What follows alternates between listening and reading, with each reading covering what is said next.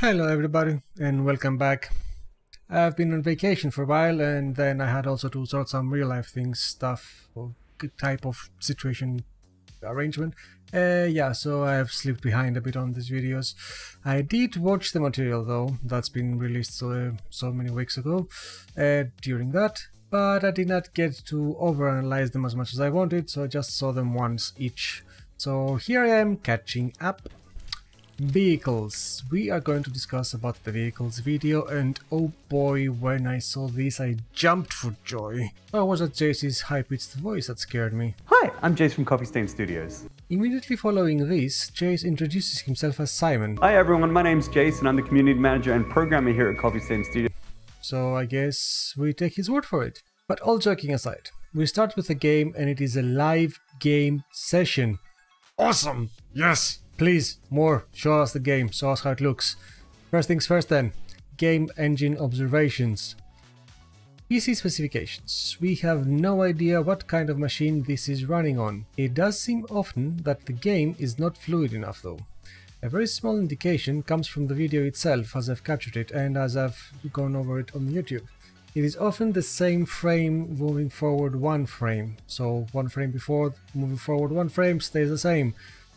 And that's basically showing me that maybe we have a sub 30 FPS performance here. Unfortunately, that can also be misleading if the video was captured at lower FPS on purpose, or some editor choice was made to lessen the load. But we are lacking too many info at this point to say what it is. From the game being still at a pre-alpha state to the computer Simon has available to show us this footage, it would not surprise me if the programmers do not have super duper gaming machines. I'd reserve that for QA testers, at least some of them. In order to stop from having to say this for every comment, I will say it just this once. It is understood that this is pre-alpha footage. I cannot do something about that. I will even not make any jokes about the headless driver. And as you can see, there's no head on the character. All of this is pre-alpha. I get it. We get it. My mother back in Greece gets it. I'm going to analyze this video with that being understood, so please do not pepper this video with comments, but it is pre-alpha! I know it. Yeah, right. Ask the internet not to do anything, alright? Yeah, they will listen. So, first of all, we have prime information about the current state of the game engine and the UI. Things are drawn from a large distance. We see mountains very far. They do seem like they are in perspective and not just a skybox. We do see structures in between us and the mountains, and they too have perspective. When the explorer is driven around and taken rather far to demonstrate his grip, we can see how far the landscape is drawn. It is impressive.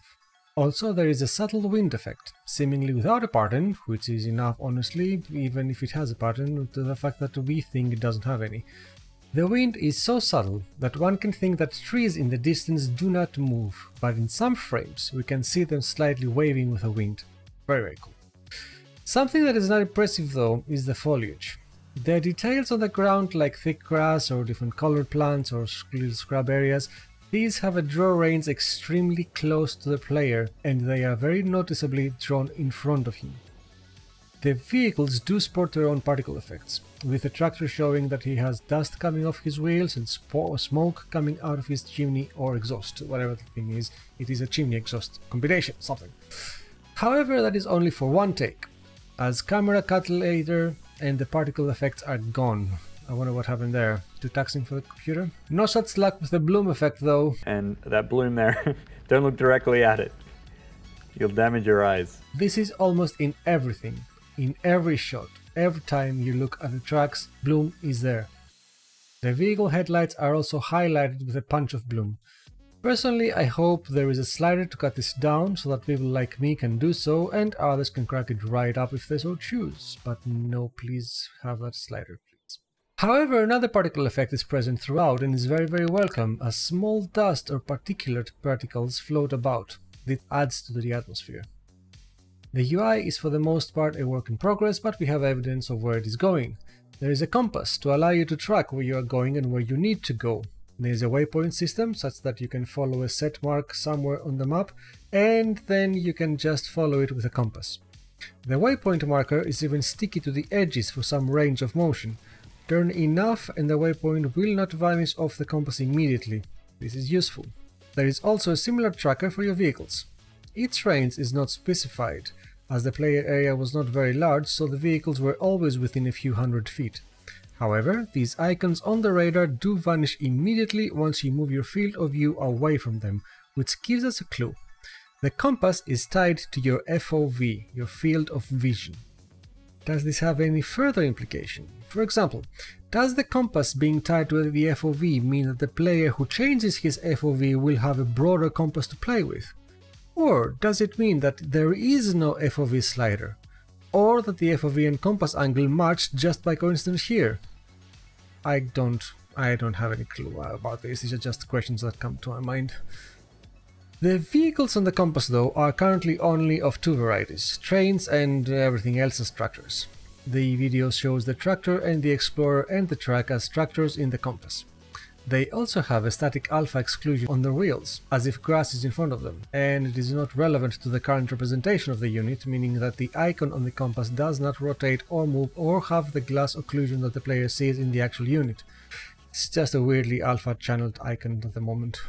The command UI for the vehicles and the train is the most underdeveloped entity currently. The player's commands and taskbar are pretty much okay.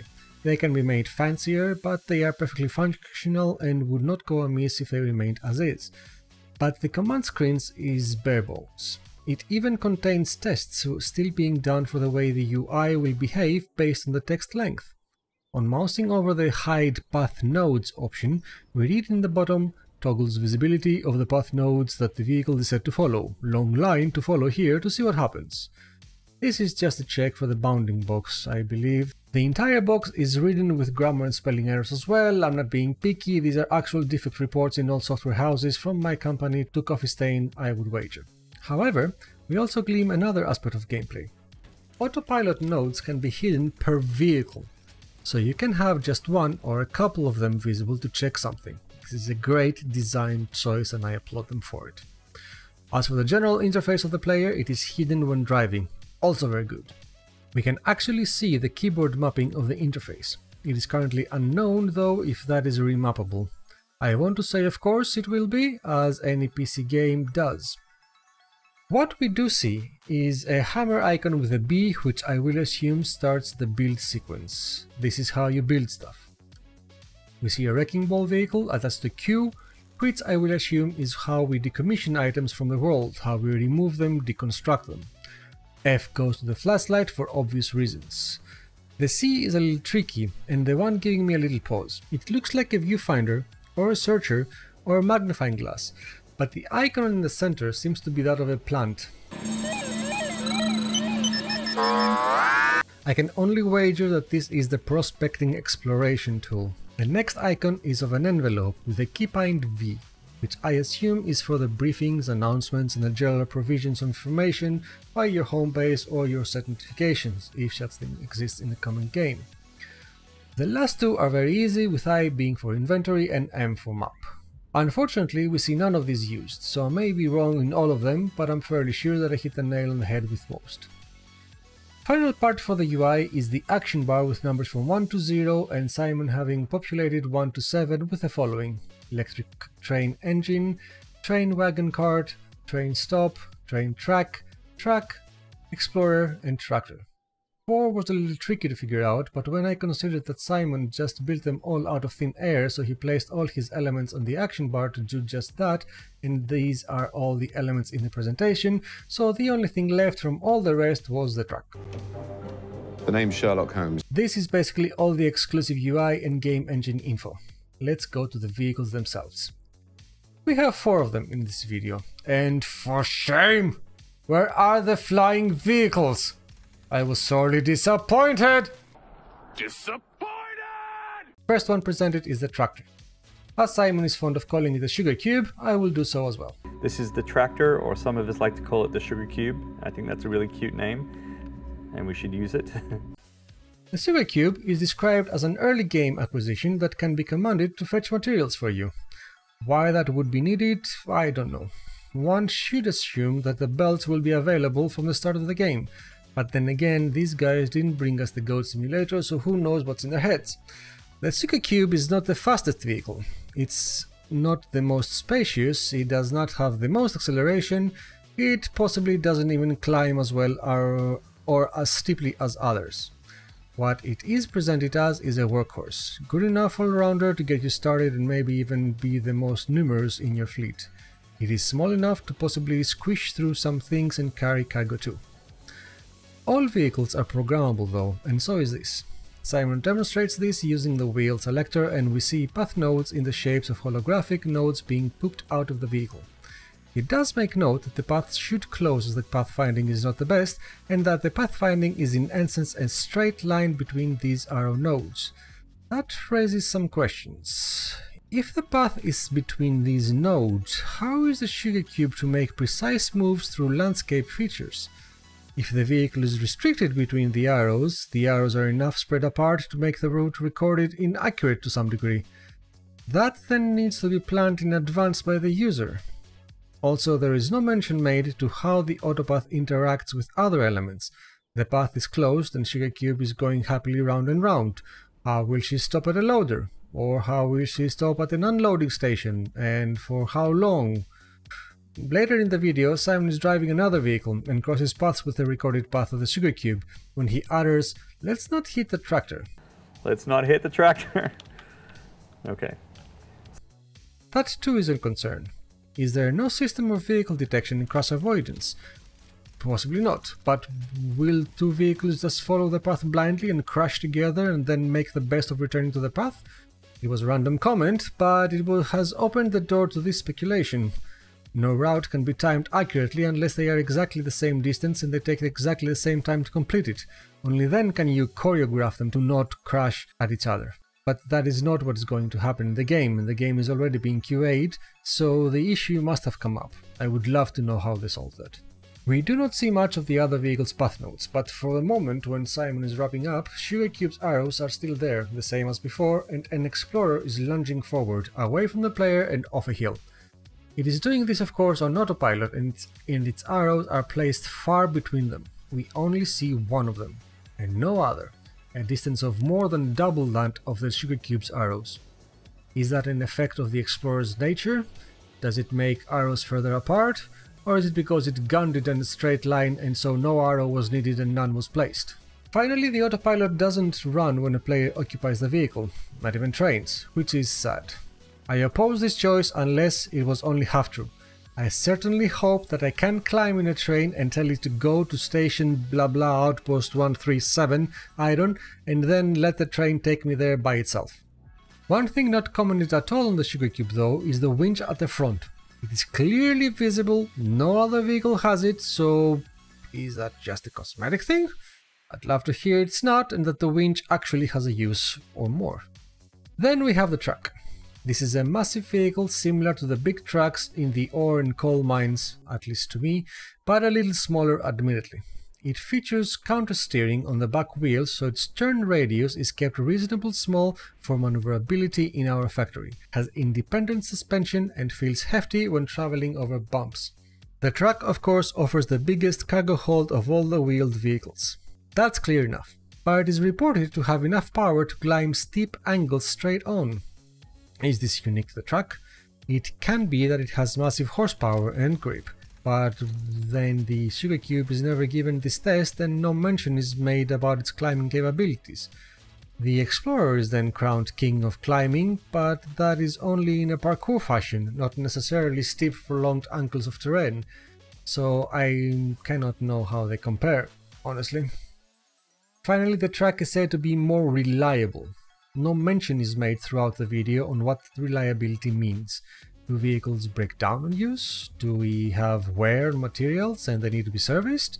Do they wander off their recorded path much less often because of their tight turn radius and or their shortest path nodes?